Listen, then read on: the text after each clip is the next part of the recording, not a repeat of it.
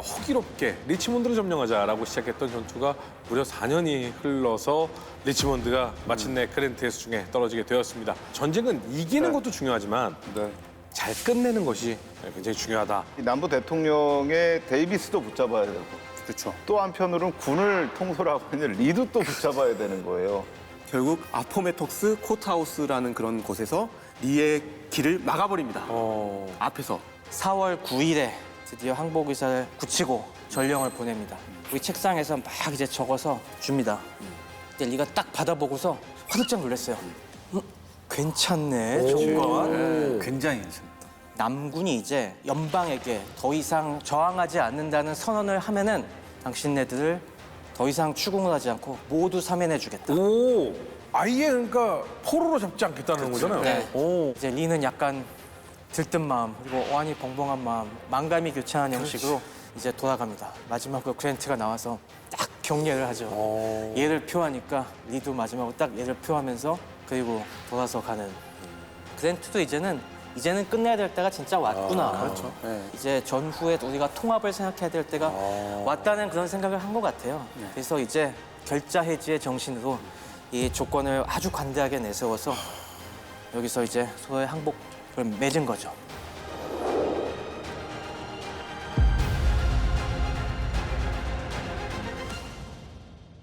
북버지니아군이 이제 마무리된 지금 사실상 종전이 됐다고 봐야 되는 건가요? 네, 이 리의 북버지니아군이 항복했다는 소식이 점점점 남부 곳곳으로 전해지면서 완전히 남부 정규군들은 전의를 상실했습니다. 그렇죠. 네. 아, 리 장군도 저렇게 항복하셨는데 우리가 더 저항해서 무슨 소용이 있겠냐. 그리고 더더욱 좋은 것은 항복 조건이 정말 너무 좋다. 관대했다.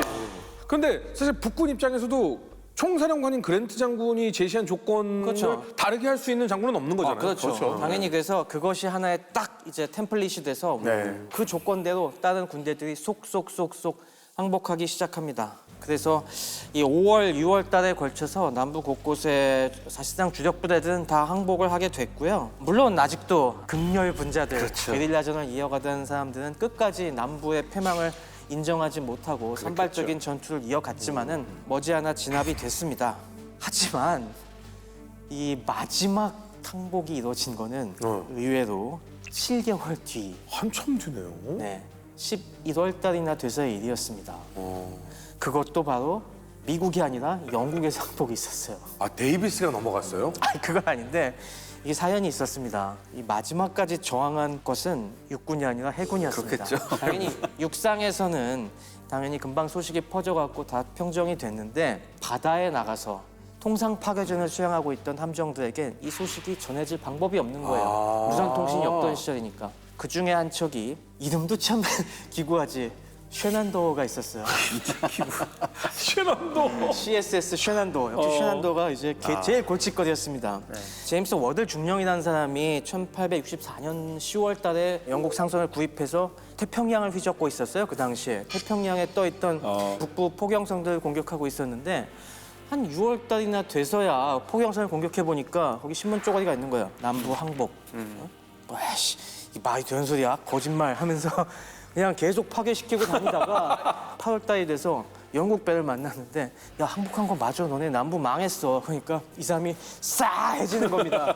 잠깐만요. 태평양이? 네, 태평양에서요. 대서양이 아니고? 네, 대서양이 아니고 태평양까지 넘어가서 난리 거기서 난리. 난리 치다가 그럼 이 정도면요, 사실 해적질의 맛이 들린 거 아닐까요? 거의 그 수준이에요. 그래서 이건 내가 북부에 항복하면은 이거 해적으로 기소돼서 난 교수형 당할 수 있겠는데? 라는 생각이 드니까 북부에 항복하면 안 되겠다 그래서 태평양에서 다시 영국으로 가요. 와. 마젤란 해협을 딱 지나서 남미를 돌아 대서양을 거쳐서 영국에 가갖고 영국 리버풀에서 거기서 영국군에게 항복합니다.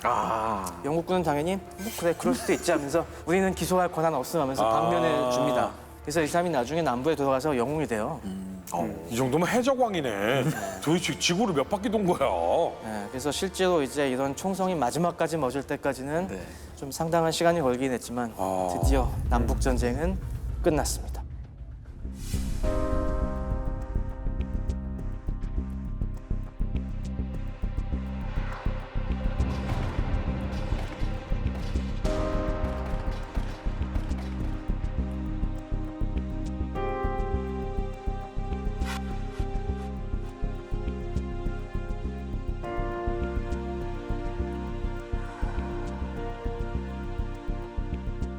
이런 항복 방식은 저는 사실은 정상적인 방식은 아니었다고 봐요. 그렇죠. 그러니까 이게 국가 대 국가로 했으면 네. 이렇게 할 수 있어요.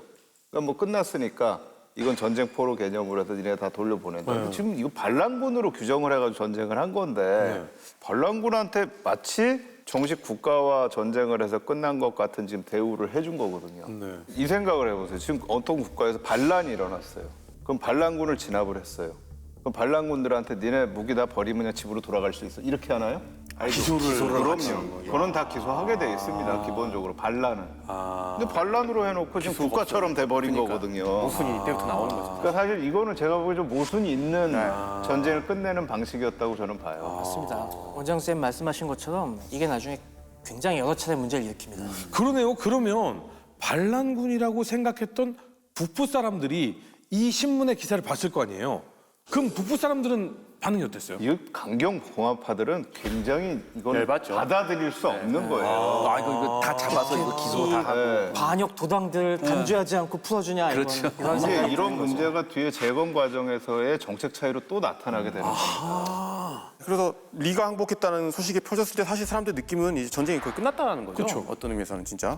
그러면서 DC에도 한 3천여 명이 넘는 인파들이 이제 백악관 앞에 모여가지고 링컨 막 계속 이러는 거예요. 와 나오세요 하면서 한마디 해주세요. 막 그래서 링컨이 나옵니다.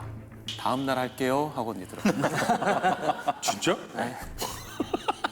들어가서 링컨이 이제 뭘 준비를 하냐면 이제 연설문을 준비를 하겠죠. 근데 표정이 아주 밝지는 않았어요. 왜요? 영화를 봐도 나오는데 계속 악몽을 꾸고. 그러니까 이 사람도 이제 전쟁이 끝나는지만 전쟁이 끝난 다음에 어떤 일이 펼쳐질까에 대한 이게 상당히 불안감이 분명히 있었던 거죠. 분열에 대한 불안감. 그런 불안감도 있고 뭐 등등 해서 딱 그 다음 날 저녁에 이제 링컨이 연설을 합니다. 사람들 다 모아놓고 그러면서 처음에는 전쟁이 드디어 끝나고 이제 곧 평화가 옵니다. 너무나 좋은 일입니다. 하지만 우리는 국가 재건이라는 아주 어려운 시기에 직면을 할 겁니다. 그리고 이미 직면을 해 있습니다. 어떻게 보면 정말 앞으로 헤쳐나갈 과제가 많습니다. 진짜 어떻게 보면은 이게 단순히 어떤 축하와 기쁨의 연설이 아니었던 거예요. 그러네. 정말 이제 힘든 일이 많겠구나라는 어떤 그런 착잡한 느낌도 있었을 것 같아요. 참 똑똑한 사람인 것 같아요. 네. 근데 링컨은 뭐 찹찹하지만 이제 통합을 생각하고 네네. 그것에 대한 준비를 할 때라면 네. 리가 항복한 소식을 마찬가지로 남부의 대통령 데이비스도 들었겠죠. 그렇겠죠. 네. 도망가라 들었어요. 도망가. 화물칸에서 들었나? 나 이게 여러 가지 음모론이 많았어요. 이게 도망가면서 그냥 도망간 게 아니라 남부 연합의 모든 보석이나 금화를 다 가지고 이 사람이 튀었다. 이런 막 음모론이 돌아요. 야마시타의 당연히. 보물이에요. 그렇죠. 네. 그러니까 한 달 가까이 도망 다녀요, 이 사람이. 한 달 가까이 도망 다니다가 결국 리의 항복 소식이 5월 5일 남부 연합 정부를 공식 해산합니다. 그래서 가족 데리고 이제 또 피신하려다가 북군 기병들한테 걸려요. 그래서 체포가 되죠. 이 사람만큼은 국가 반역죄로 기소가 됩니다. 기소가 돼서 수감 생활을 하는데 근데 도피 도중에 데이비스가 이런 얘기를 해요. 리가 항복하지 않고 며칠만 더 버텼으면 이게 내가 협상 테이블에 갈 수 있었을 텐데 이런 얘기를 해요. 그러니까 굉장히 탄식을 했대요. 이게 왜 그러냐. 리가 항복하고 난 5일 후에 우리가 잘 아는 링컨이 암살을 당하거든요. 아 이렇게 빨리 암살 당했었던 거예요? 그러니까요. 예, 놀랍죠, 되게. 그러니까 연설한 지 3일 뒤에 사실 죽은 거였죠. 아까 백악관 앞에서. 그랬구나. 와, 되게 충격이네.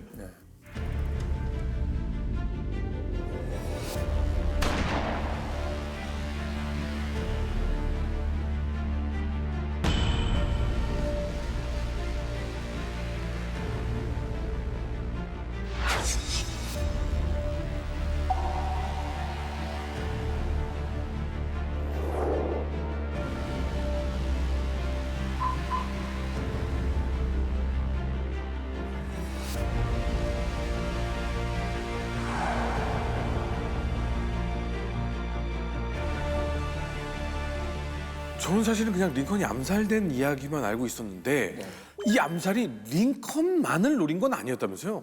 그러니까 이 암살이 굉장히 조직적으로 좀 준비가 됐던 것 같아요. 그러니까 이 전쟁이 끝나는 시점에서 가장 링컨 행정부에서 중요한 세 사람, 대통령, 네.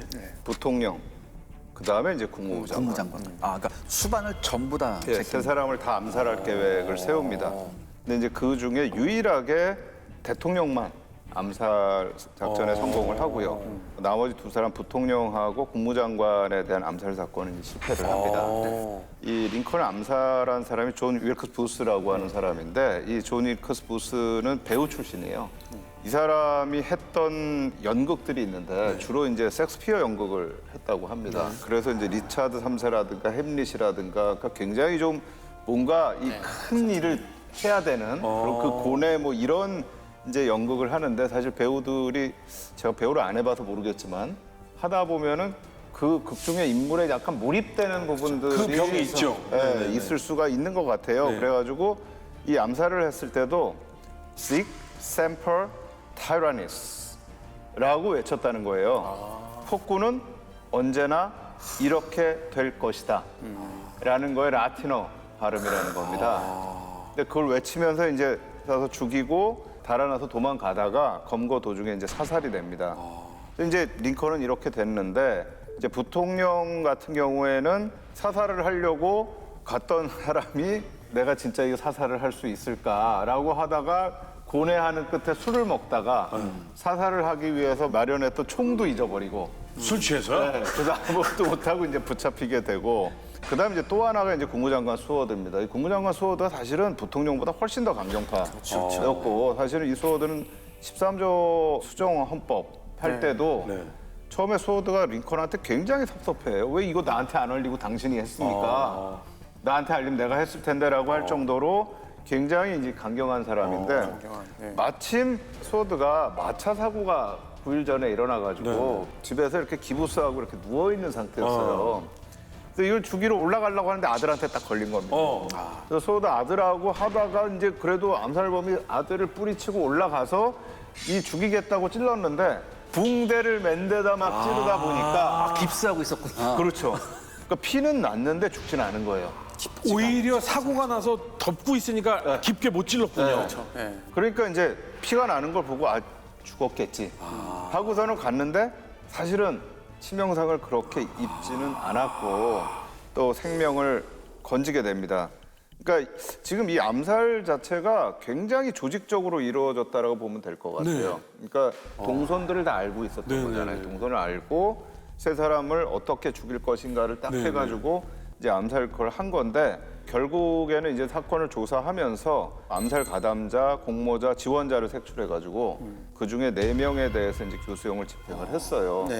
근데 이게 이후에도 사실 계속해서 이게 좀 문제가 남는데 사실 저는 이 링컨 대통령을 그렇게 죽인 게 과연 남부한테 그렇게 도움이 됐을까? 뭐 심정적으로는 링컨이라는 사람이 결국은 남부의 문명이라는 것을 Gone with Wind라고 했지만 그럼에도 불구하고 사실 링컨이 갖고 있었던 재건에 대한 생각이 있었거든요. 그러니까 아까 이제 다음 날 나와서 내가 얘기할게 할 때도 굉장히 고뇌에 차 있었고 또 이 재건 과정을 대부분 얘기하는 사람들이 1865년에 전쟁이 끝났다고 해서 65년부터 시작을 보지 않고 사실 63년부터 보는 사람들이 있어요. 그러니까 이미 링컨은 63년부터 전쟁 끝난 다음에 이걸 어떻게 가져갈 것인가라는 고민을 했고요. 뒤에 재건 과정을 보면 사실은 재건안이 2개로 나뉘어요. 하나는 후임이 됐던 앤드류 존슨 대통령이 중심이 됐던 방안이 있고 굉장히 강경하게 뱉던 강경 공화당파의 방안이 있는데 사실은 링컨의 방안은 인비트윈이었어요. 그 사이에서. 맞습니다. 그러니까 뭔가 이 갈등을 중재를 하고 남부 쪽을 껴안고 갈 수 있는 이런 부분들이 있는 방안인데 이게 오히려 링컨이 죽으면서 실제로 그런 어떤 중도적인 방안으로 갈 수 있는 그런 방향성 자체가 사라져버린 거예요. 근데 이렇게 되니까 이제 혼란은 훨씬 더 더해지게 되고 오히려 링컨이 죽고 나니까 1866년에 또 중간 선거가 이루어지는데 오히려 공화당 강경파가 득세를 보통 하게 이럴 땐 됩니다. 강경파가 득세를 하죠. 그렇죠. 이건 뭐 남부가 거기다 지금 진 상태고 아직 완벽하게 의회 복귀를 못하는 상황이니까 이걸 이제 남쪽한테 훨씬 더 나쁜 영향을 미치게 되죠. 근데 이 남쪽한테 그렇게 나쁜 영향을 미친다라는 거는 북쪽에 대한 반발을 더 크게 할 수 있는 그렇죠. 또 이런 어떤 거리를 만들어주게 되거든요. 그래서 사실 링컨이 여기서 이렇게 암살됐다라는 거는 그 당시에 미국 전체 역사로 봐서는 저는 굉장히 마이너스가 되는 게 많았던 사건이었던 것 같아요. 그러니까 정말 너무 동감하는 게 링컨은 포용도 할 수 있고 때리는 것도 할 수 있는 사람이에요. 네. 게다가 정치적 카리스마도 있고 또 타협이 중요하다는 걸 아는 사람이에요. 그러니까 네. 어떻게 보면 링컨은 아까 말씀하신 공화당 급진파의 주장도 일부 수용할 수 있는 사람인 거고 그다음에 온건파도 뭔가 안아줄 수 있는 그런 사람인데 뭔가 중지해 줄 수 있는 이런 카리스마적인 인물이 사라졌다, 구심체가 사라졌다라는 것은 향후에 뭔가 난관이 이제 분명히 생길 것 같다는 생각이 들고 또 되게 한 동감하는 부분이 남부의 반응이었거든요. 링컨이 죽고 나서. 그러니까 사실 부스는 아까 그 링컨이 백악관에서 연설했을 때도 있었어요. 그래서 뭐 이야기 보면 너 이제 곧 죽을 건데 약간 이런 생각도 있었고 그랜트도 죽이려고 했었는데 그랜트는 또 이때 안 왔습니다. 초청을 받았는데도 아무튼 그래서 자기가 죽여놓고 암살해놓고 남부로 대피하거든요. 도망가거든요. 그러면 남부 쪽에서 자기는 영웅이 될 거라고 생각했던 거예요. 정말 애국자인 거죠. 남부 입장에서는. 딱 갔는데 남부인들의 반응이 좀 싸늘한 거예요. 너 때문에 지금 우리가 더 죽게 생겼다. 생겼어. 복수당하게 생겼다. 그러니까 무서운 거지 남부는 지금. 그렇죠. 그랜트가 그렇게 굉장히 관대하게 항복의 조건을 내세웠다라는 거는 총사령관의 승인 없이 못하는 거거든요. 그렇죠. 거기에는 링컨과의 뭔가 교감이 있겠죠. 있는 건데 네. 그 상황인데 지금 이제 링컨이 이렇게 된 거죠. 그렇죠. 네. 그러니까 순간적으로 뭐 영웅 심리가 있는 사람한테는 좋았을진 모르지만 그렇죠. 사실 이게 암살이라는 게 그렇거든요. 암살을 해서 역사를 바꾸는 건 참 쉽지가 않고요. 오히려 그게 더 악화시키는 경우들이 있는데 대부분이 그래요. 사실 이 링컨 사건은 아주 대표적인 케이스라고 저는 생각이 돼요. 박수를 하겠다고 손을 내밀었더니 네. 팔을 잘라버리는 상황이. 오늘날까지도 전 세계는 링컨에게 리더십을 배우고 있다라고도 과언이 아닌데 조심스럽긴 하지만요. 그동안 아껴뒀던 링컨의 공로와 과실까지도 우리 포와이즈의 시선으로 한번 살펴보는 시간을 가져볼까 합니다. 자, 미국 학계에서는요. 링컨을 가리켜서 가장 이상적인 독재자라고 한다고도 합니다. 이거 깜짝 놀랐거든요. 왜냐? 독재라는 말이 링컨한테 붙는다는 게 이해가 안 가가지고요. 개인의 자유를 억압하는 거에서도 일가견이 있었다. 이 얘기는 뭐예요? 그렇습니다. 이거 단적으로 볼 수 있는 게 지난번에 저희가 했던 그 뉴욕 징병거부 폭동이 있지 않습니까? 링컨은 신이 우리에게 선사하신 이 위대한 국가, 연방은 반드시 지켜야 된다. 이 연방을 무너뜨리려고 하는 거는 자유가 아니라 방종이라는 생각을 갖고 있었습니다. 그래갖고 그런 선을 넘는 자유에 대해서는 연방의 힘으로 딱 응징을 하는 것도 가능하다는 그런 생각을 갖고 있었기 때문에 그때 게티스버그에서 돌아온 병력까지 투입해서 무력 진압을 갖다가 용인한 겁니다. 이런 식으로 전쟁 중간에 저희가 계속 봐왔지만은 링컨은 유한 지도자만은 아니었어요. 그렇죠. 어느 순간에 굉장히 관대하다가도 아 이거 선 넘는 거 이건 안 돼 하면서 딱 단호한 모습을 보이고 헌법이 보장해준 자신의 대통령의 권한을 최대한 쓰는 걸 주저하지 않았다는 거죠. 미국에서 가장 좋아하는 말 중에 하나가 프리덤이지 않습니까? 프리덤, 네. 우리 모두는 이제 압제 유럽에서 프리덤을 찾아서 이 신대륙에 왔다는 신념이 투철한 사람들에게 갑자기 우리의 프리덤을 이렇게 시험받게 만드는 거지라고 하는 게 불쾌한 사람들이 되게 많았어요. 그렇죠. 그런 사람들 입장에서는 이 링컨이 독재자가 보였던 것이죠. 독재자. 자, 그러면 가치라는 것을 어디다 두느냐에 따라서 굉장히 가혹한 사람일 수 있다라는 거잖아요. 그럼 원래 아메리카 대륙은 누구 것인가? 압제가 싫어서 도망 나온 유럽인이 아메리카의 주인인가?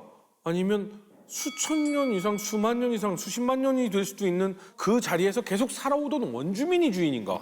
라고 한다면 그냥 살고 있던 주민에게 굉장히 가혹했다라는 평가도 링컨에게는 있더라고요. 예, 이게 1860년 다코타 전쟁인데요. 이 아메리칸 원주민 수족 전사 38명을 이제 교수형에 처하는 이런 일이 있었습니다. 이게 1862년엔 남북 전쟁 와중이죠. 그죠. 예, 와중이죠. 링컨 대통령도 원래 네. 네, 인디안 인디안 전쟁. 전쟁. 지역하고 싸우는 데서 활약을 했던 사람이에요. 아, 그렇죠, 그렇죠. 그때 네. 군대 출신이었죠. 그렇죠. 네. 우리가 보통 이제 인디안 부족하면 뭐 코만치, 체로키, 뭐 아파치 이렇게만 생각하지만 토마호크. 사실 수족이 아메리칸 대륙에서 가장 큰 규모의 부족이에요. 이 수족이. 그래서 이 수족을 어떻게 다루느냐 이게 굉장히 중요한 문제였습니다. 그런데 1862년에 이 수족과 대규모 충돌이 벌어져요. 사실 이게 충돌의 원인은 이제 미 연방 정부의 좀 태만이 있었어요. 그러니까 우리가 땅을 뺏으면은 그렇지. 얘네들을 딴 데로 이주시키잖아요. 그렇죠. 그럼 굉장히 좁은 데다 한꺼번에 다 밀어넣어요. 그 대신 밀어넣는 대신 여기 밖으로 나오지 마 하는 대신 식량 같은 걸 지원을 해줘야 된다고요. 그런데 전쟁 중이니까 잘 안 될 수도 있잖아요. 그러니까 좀 그렇죠. 굶주리는 일이 생겼고 이 바람에 수족 전사들이 나와서 사냥을 했었는데 거기를 관리하는 미국 관리 부정부패가 엄청 심했어요. 네. 그러니까 여기서 당연히 들고 일어났죠. 여기서 거의 6주간 전투가 벌어져요. 사망자가 500명이나. 이건 적은 전투가 아니라고 그렇죠. 보거든요. 그래서 미 연방이 무력이 압도적이잖아요. 그렇죠. 진압에 성공을 했는데 그래서 군사 재판이 열려요. 그래서 이 주도자를 또 색출해내야 된다. 색출해서 그걸 전부 다 처형을 시켜버리는 거예요. 수족의 전사. 네, 네. 미 역사상 이게 한꺼번에 동시에 처형시킨 것 중에 최대 숫자예요. 그래서 링컨은 심지어 무슨 얘기를 하냐? 미네소타주에서 모든 수족을 내쫓아버리겠다. 이런 얘기까지 합니다. 아니 왜 노예에게는 관대하고 인디언에게는 그러니까 사실 링컨이 이런 부분 때문에 많은 비판을 받기도 하고 여기에 더해서 링컨의 할아버지가 원주민에게 죽었다 습격받아주고 그리고 링컨도 이제 프론티어 주 출신이잖아요. 뭐 켄터키 출신에 또 미주리로 가고 뭐 계속 일리노이로 가고 이런 부분 때문에 뭔가 인디언하고 그런 감정들이 있었을 것이다. 저는 어떻게 생각하냐면 링컨이 별로 관심이 없었던 것 같아요. 인디언 정책에 대해서. 특히 아까 전쟁에 참전했다고 하지만 링컨이 인디언하고 교전한 적도 없었어요.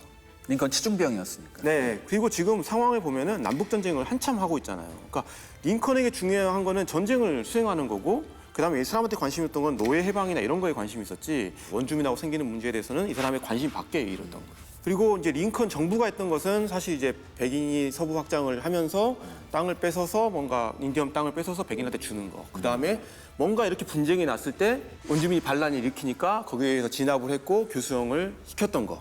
근데 이게 링컨이 뭔가 원주민에 대한 토벌에 대한 적극주의자에서 했던 거라기보다는 그 당시에 어떤 전체적인 미국 사회 혹은 뭐 정치 혹은 백인들의 인식, 즉 원주민과는 공존을 하기보다는 백인의 이익을 위해서는 쫓아낼 수 있다라는 그냥 일반적인 그런 분위기를 따랐던 거에 불과한 게 아닌가 링컨이. 근데 이게요, 1980년대까지도 미국에서 나온 영화들을 보면 인디아는 굉장히 잔인하고 아주 나쁜 사람으로만 묘사가 돼요. 근데 그때까지 나온 영화들 중에 남부연합 쪽을 그렇게 아주 나쁜 놈으로 묘사한 영화 별로 못 본 것 같아요. 그 거의 70% 영화가 만약에 남북 전쟁이나 남북 전쟁 직후의 상황을 그렸을 때 남부 사람들을 안 좋게 보는 영화는 별로 없습니다. 솔직하게 말해서. 오히려 북군이 전쟁 직후에 남군 포로들을 학살하는 영화가 굉장히 많았었어요. 이런 생각이 있으니까 사실 또 우리가 이런 이야기도 하는 거죠. 그러니까 링컨이 노예 해방을 시켰던 것은 링컨이 정말 평등주의자에서가 아니라 어떤 정치적인 목적을 이루기 위해서였다라고까지도 이야기할 정도로. 그러니까 어떤 인물에 대해서는 완벽하게 이 사람이 이렇다라고 할 수 없는 규정 부분인 것 지을 수 같아요. 없죠. 네. 종교적인 측면도 있었다고 보죠. 뭐 네. 거기서 흑인들은 어쨌건 이제 기독교를 받아들이고 우리가 이제 주님의 다 같은 자식으로서 포용을 해야겠다. 워낙 미국이 또 종교적인 신념이 강한 국가니까 그런 인식이 자리 잡고 있었다면은 원주민들은 선교가 안 된, 교화가 안 된 사람들로 이제 미개인이죠, 미개인. 받아들였다는 거죠. 저것들은 좀 믿어버려도 돼라는 생각들이 광범위하게 퍼져있던 것도 사실이었죠. 특히 흑인 노예는 숫자도 많고 이들을 해방시켰을 때 본인들이 얻을 수 있는 이익이 엄청난 거에 비해서 원주민 같은 경우는 뭔가 팽창하는 데 있어서의 걸림돌인 거죠. 어떻게 보면은. 그런 인식이 사실 부정할 수 없죠, 우리가.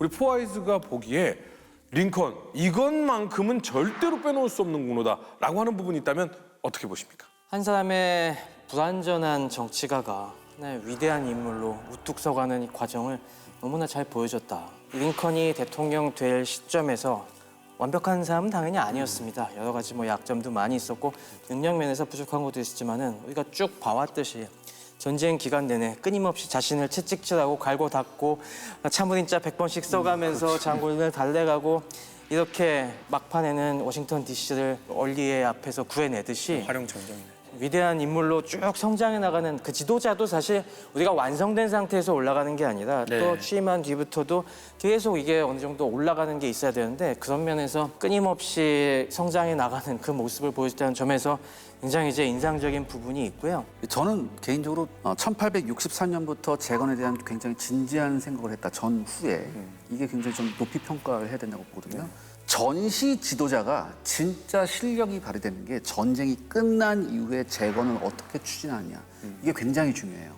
지금 현재 우리가 살고 있는 그 역사 속에서 링컨하고 굉장히 비슷한 딜레마에 빠진 사람이 하나 있어요. 젤렌스키라고. 근데 아마 이 젤렌스키에 대한 평가는 아마 전쟁이 끝난 이후에 더 포커스가 될 거예요. 진정한 지도자가 맞냐. 어떻게 보면 링컨은 그걸 못 받았네요. 전쟁 네. 이후의 지도자로서의. 그럼에도 불구하고 1863년부터 이걸 생각했다는 건 네. 이런 면에서 링컨은 어떻게 보면은 짧게는 19세기 후반, 길게는 20세기 뭐 전반에 이르기까지 신생국가 미국이 이 앞으로 쭉쭉 뻗어나갈 수 있는 하나의 중요한 기초를 다진 하나의 전환점을 마련한 진정한 지도자가 아니었나.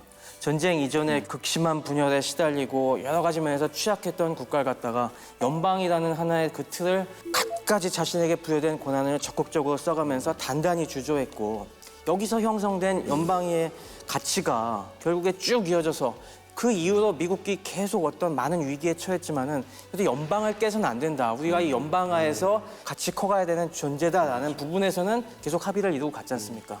그런 면에서 그 단단한 미국의 발전의 초석을 다진 지도자가 아닌가. 그렇기 때문에 많은 역사가들이 미국의 진짜 역사의 시작이 아브라함 링컨 이후부터라고 이렇게 얘기하는 그럴 수 역사가들이 있겠네요. 많아요. 저희가 앞으로 한번 다시 돌아가서 그 전에 대통령들을 한번 봐야 될 거예요. 그렇죠. 그러니까 우리가 피어스가 있었고 그 다음에 뷰캐넌이 있었어요.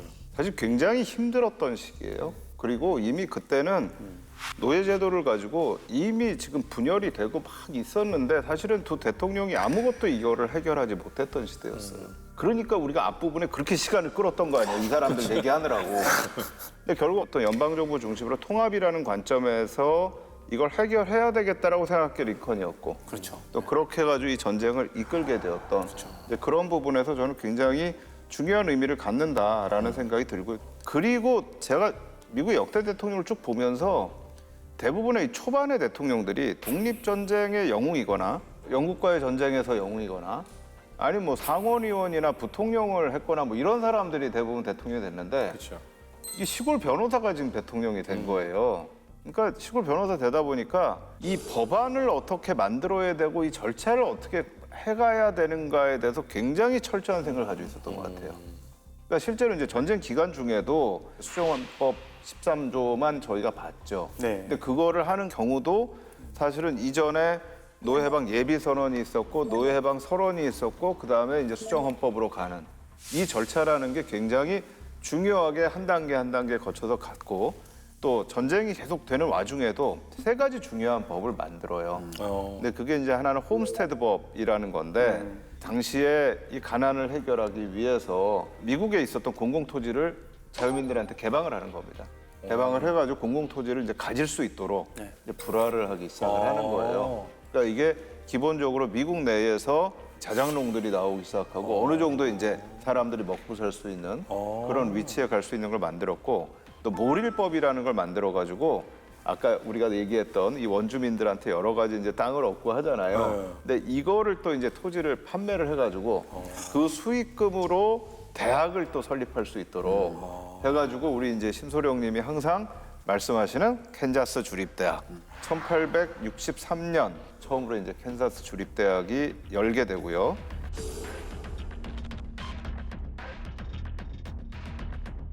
그 다음에 이제 또 이 62년에 태평양 철도법이 통과가 됩니다.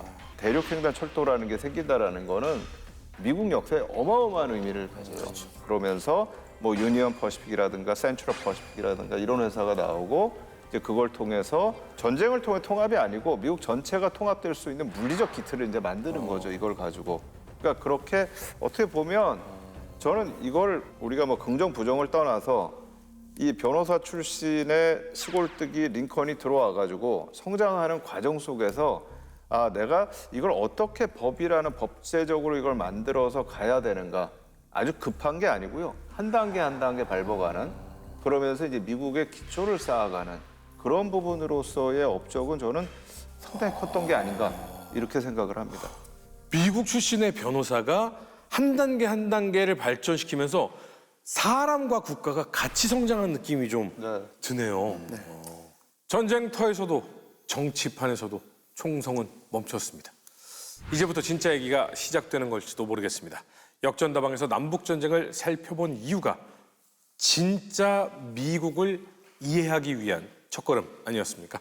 자, 맨 처음 남북전쟁을 주제로 정했을 때 가장 강력하게 지지를 보내준 분 바로 최승병 박사님이셨습니다. 갑자기 제가 무슨 원흉이 된 것처럼 이런 시선을 받네요, 이거. 사실 남북 전쟁이라는 것에 대해 아마 대한민국에서 대한민국뿐만 아니라 전 세계 어떤 국가에서도 이렇게까지 깊은 이야기를 다루는 영상은 아마 없었을 텐데 남북 전쟁을 통해서 어떤 걸 짚어보고 싶으셨던 걸까요? 제가 원래 뭐 처음부터 남북 전쟁을 생각한 건 아니었는데 그런 아이디어가 나왔을 때 그것도 괜찮겠다라는 생각을 했습니다. 그 이유는 아무래도 우리나라의 외교 관계에서 미국은 가장 중요한 우방 아니겠습니까? 또 한미 동맹 뭐 70주년이기도 하고 그런데 제가 종종 이 역사책을 들여다보면서 생각한 게 우리는 그 중요성에 비해서 미국을 얼마나 제대로 이해하고 있나. 꽤 우리가 뭐 미국의 문화도 많이 접하고 갔다 오신 분들도 많고 그리고 뭐 지인들이 미국에 살고 있는 경우도 많을 텐데 우리가 과연 미국의 그 속사를 갖다가 얼마나 깊이 이해하고 우리 앞으로의 미래지향적인 한미 관계를 만들어가는데 얼마나 고민을 하고 있나 그 생각이 든 겁니다. 근데 그러기 위해서 그런 이해를 깊게 하기 위해서 무엇을 우리가 알아야 할까? 뭐 다양한 걸 알아야겠지만은 그 중에 하나 꼭 알아야 될 것이 바로 미국의 역사. 그 가운데서도 남북전쟁이 아닐까 하는 그런 생각을 했습니다. 또 중요한 점은 우리가 민주주의의 모델이 미국 아니겠습니까 또? 근데 이 미국이 얼마나 그 민주주의의 토대를 갖추기까지 우여곡절이 있었고 이게 순탄하지 않았는지 뭐 하나하나가 다 이 남북전쟁의 역사에 녹아있고 우리가 배워볼 만한 주제가 아닌가 싶었습니다. 그래서 그런 걸 한번 이 기회에 쫙 같이 한번 의견도 공유해보고 또 여기 원장 선생님이나 다른 여러분들의 고견도 한번 들어보고 그런 기회가 되면 정말 좋을 것 같다는 생각을 했습니다. 야, 이렇게 좋은 얘기로 시작을 하셨는데 이렇게 얄팍한 이 새머리 호주는 나중에 사우스캐롤라이나 가면 하이리 저는 매너서스 전투에 대해서 알고 있습니다. 이래야지라는 생각을 했었습니다. 찰스턴 가서 그런 얘기 하시면 정말 좋아할 거예요. 저희가 최대한 쉽게 한번 간추려 보겠습니다. 앞서 링컨이 고민했던 것처럼 통합과 재건 그리고 넓게 보면 인종차별 문제로 확장되는 흑인 문제까지 사실 어려운 숙제가 많이 남아 있습니다. 우선 패자인 남부에 대해서 한번 짚어보도록 하겠습니다. 예, 지금까지 전쟁하는 과정도 되게 중요했지만 이제 이거를 어떻게 잘 마무리하는가. 특히 이 전쟁을 시작했던 이유 자체가 연방을 중심으로 해서 통합된 미국으로 가겠다라는 목표였으면 사실 전쟁 끝나고 재건 과정에서 그런 통합의 목표를 잘 이뤄야 되는 그런 과제가 지금 남아 있는 거거든요. 그래서 이제 이 10개 주에 대해서 군사정부를 설치를 하게 됩니다. 근데 이 군사정부가 1945년 이후에 한국이나 일본에 들어왔던 군사정부하고는 달라요. 그 군사정부는 완전히 전체 사회를 다 그냥 통치하는 군사정부였던 거고 이 당시에는 이제 아주 중요한 법적인 규정들을 그 지역에서 돌아갈 수 있도록 그걸 이제 규제하는 그런 방식의 군사정부였기 때문에 그렇게 아주 심각한 수준에서 사회 전체를 막 통제하거나 이런 건 아니었습니다. 그러면 전체를 통제하고 하는 거는 원래 있던 정부가 하는 거예요? 그건 또 그대로 돌아가는 겁니다. 이 미국이라는 사회 자체가 이제 통제 제일 중요한 건 역시 경제적인 문제인데 경제 자체를 정부가 이걸 쥐고 막 개입하고 하는 사회가 아니었기 때문에 알아서 돌아가는 그렇죠. 느낌. 이거는 이제 군사정부가 딱 들어와가지고 경제는 알아서 재건도 알아서 돌아가라고 우리가 계획 안 한다 그거는. 그 대신에 노예 해방 선언이 됐는데 남부에서 그거 다 이게 지금 작동을 안 해 이러면 안 되잖아요. 그렇죠. 그럼 전쟁의 의미가 없잖아요.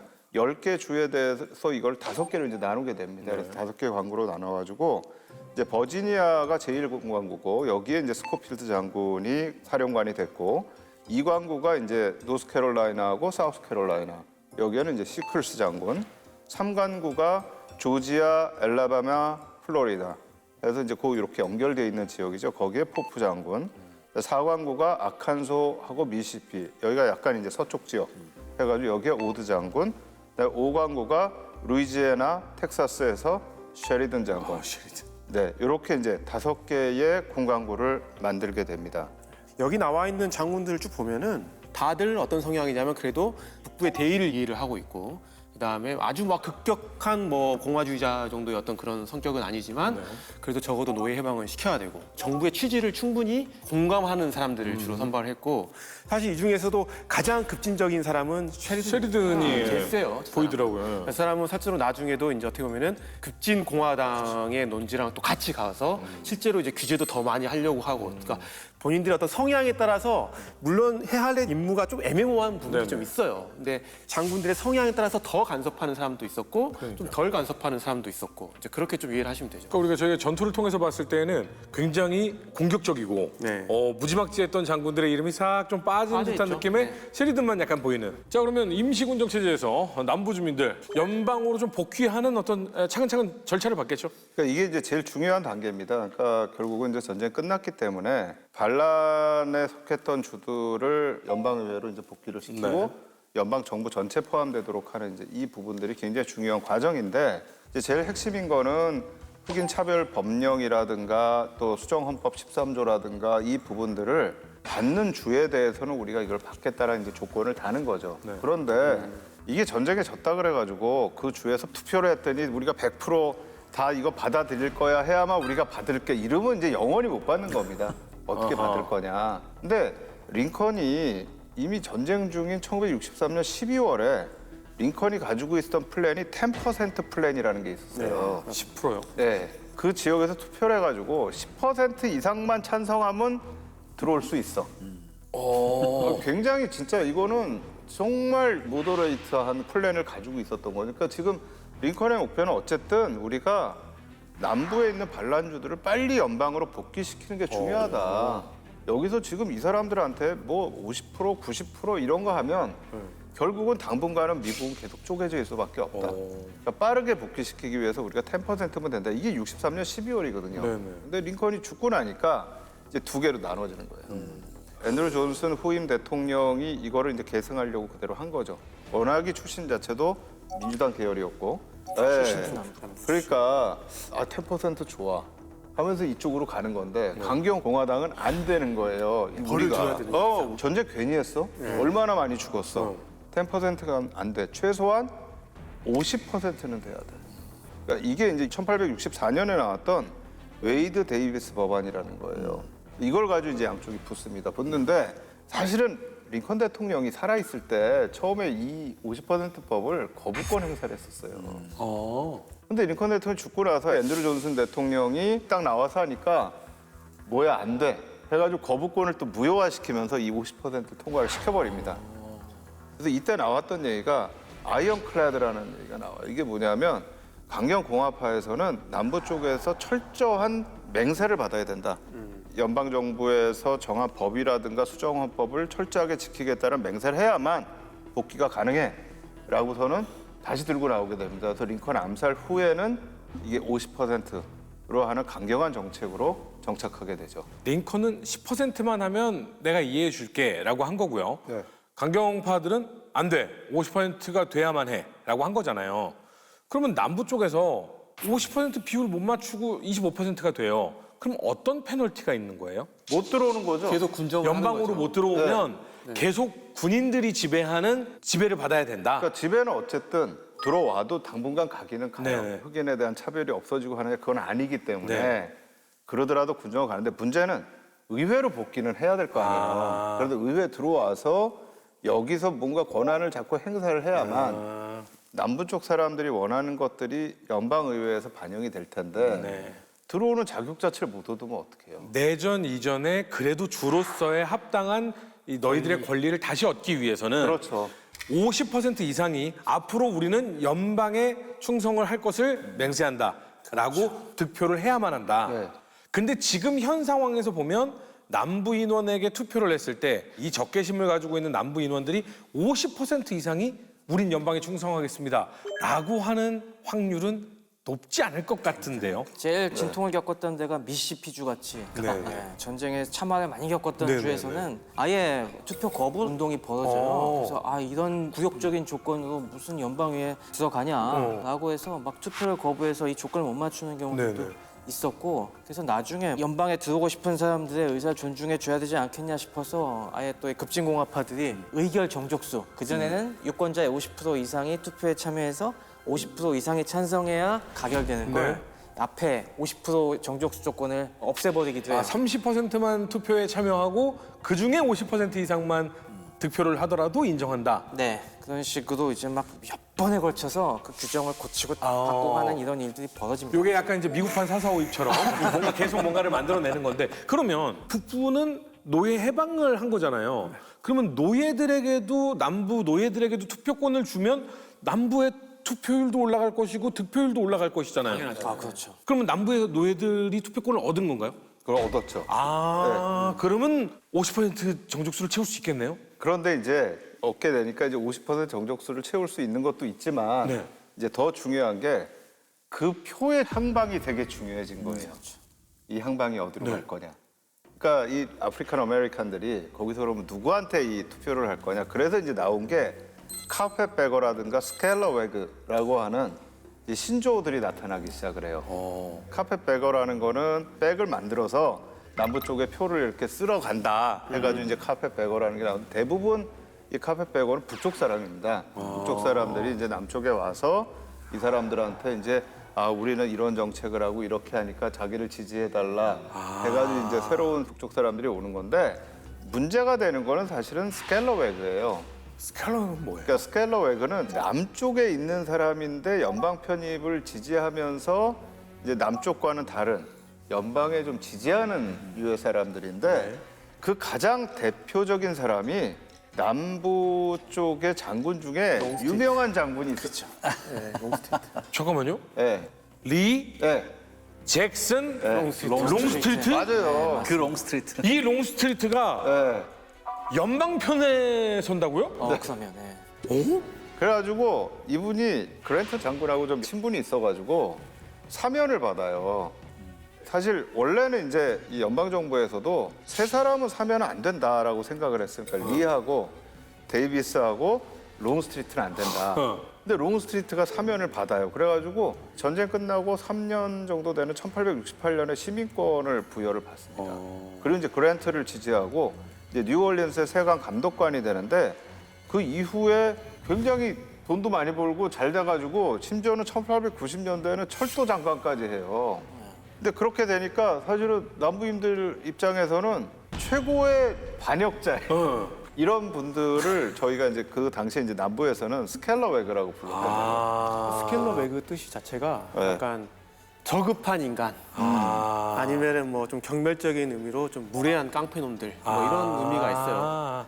물의 배, 막 이런. 물의 배 뭐 이런 것들. 예. 군인들에 대한 사면은 저희가 에포메톡스 항복 조건에서 연방에 이제 더 이상 반기를 들지 않으면은 사면해주겠다는 걸 그랜트가 밝혔지 않습니까? 네네.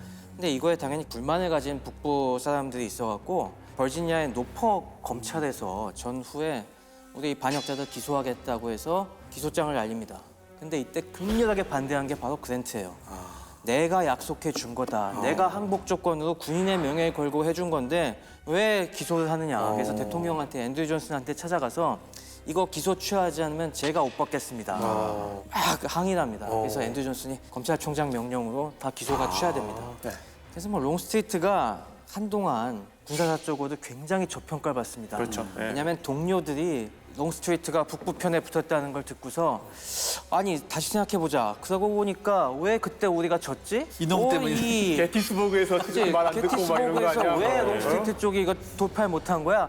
이거 가만 보니까 이놈이 그때부터 내통하고 있었던 거 아니야? 그러네. 우리 리 장군께서 내리신 명령을 갖다가 이 핑계 저 핑계 대면서 이렇게 거부하더니 다 그때부터 꿍꿍이가 있었구만 하면서 엄청나게 공격을 해야 됩니다. 그러네. 네. 요지껏 모든 전투에서도 보면 잭슨과 힐은 할 일을 다 했어.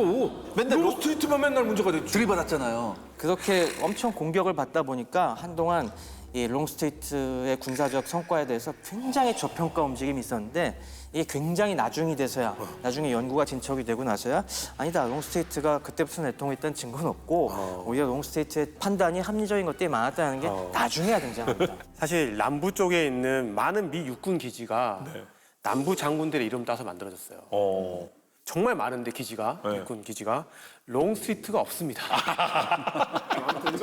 없을만 하긴 해. 지금 남부의 사람들의 입장만 보면. 예. 그러니까 어찌됐든 남부에서도 이제 민주당하고 공화당하고 싸워요. 그래서 뭐 주지사가 됐든 뭐 하원 의원 이런 거 뽑을 때 보면은 그 당끼리 싸우는데 지금 이제 남부에서 보면은 공화당원이 있을 거 아니에요. 네네. 그래서 그 공화당원의 비율에서 80%가 이제 흑인이 되는 겁니다.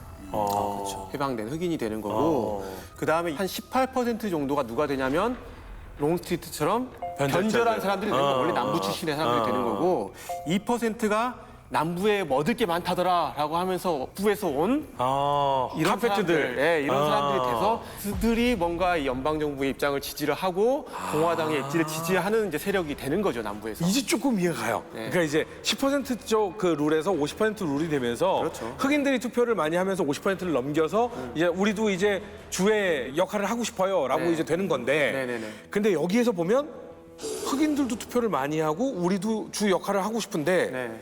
북쪽에서 내려온 사람들 혹은 남부의 변절자들이 표를 많이 얻어서 의원이 되고 성공하는 사람들이 되니까 흑인도 의원이 될 수 있어요. 이 사람들이 권력자가 되는 거군요. 그렇죠. 네네. 그러니까 진짜 남부인들 입장에서는 북부에서 내려온 저놈들과 남부 변절자 놈들이 우리의 권리마저도 다 가져가는 이런 상황이 더 발생하는 기분 나쁜 거는 흑인이 이제 우리의 권리를 가져가면 최고로 기분 나쁘게 되는 거죠. 이해가 가고 있습니다. 부글부글하는 거예요. 네. 그러니까 지금 문제는 전쟁은 끝났어요. 네. 진짜 전쟁이 이제 시작되는 거예요. 그러네요. 그들 입장에서는. 네.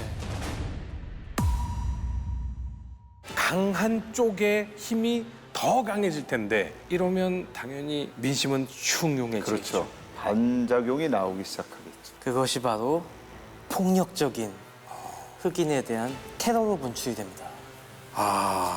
그래서 나오는 게 바로 그 유명한 쿠클럭스 클랜, KKK단이죠.